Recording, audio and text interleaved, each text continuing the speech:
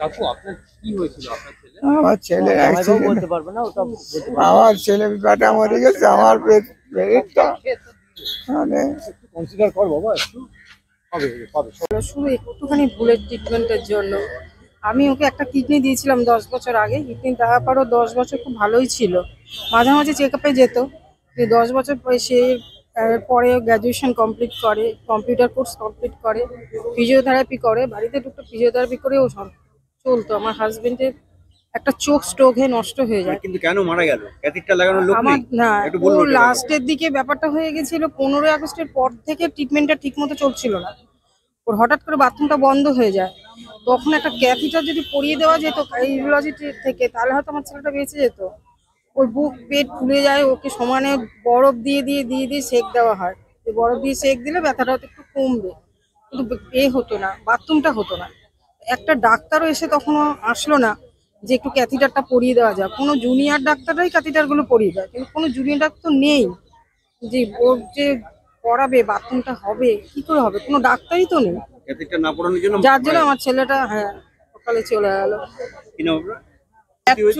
Actually আমি আরজি করে নিয়ে যাওয়ার পরে আমার পেশেন্টের 2.5 ঘন্টার মতন কোনো ট্রিটমেন্ট হয়নি, কোনো ডাক্তার এসে দেখেননি, কোনো পরিষেবা দেননি। আমার পেশেন্ট রক্তক্ষরণ হয়ে লাস্টে হার্ট ফেল করে মারা গেছে।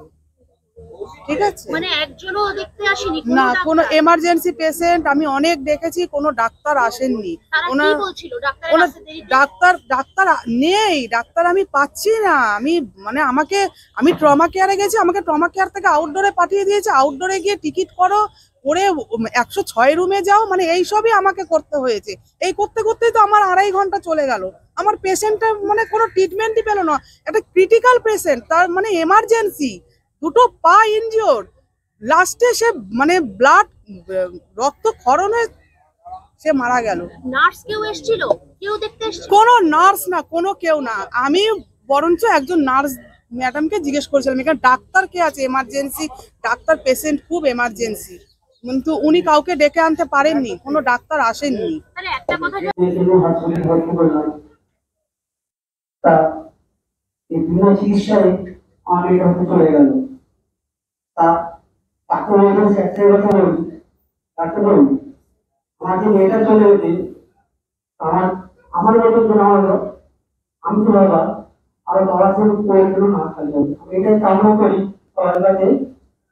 আমার যে মেয়ে চলে গেছে তারও বাবার জন্য কোনো মেয়ে সন্তান যেন না থাকে। আমি যখন সাহায্য করে গেছি তাকে আপনারা কাজে জয়েন করুন। আমার এটা অনুরোধ, আর যেন কোনো বা আমার প্রয়োজনের কোনো খালি না হয়, এটাই আমাদের বক্তব্য।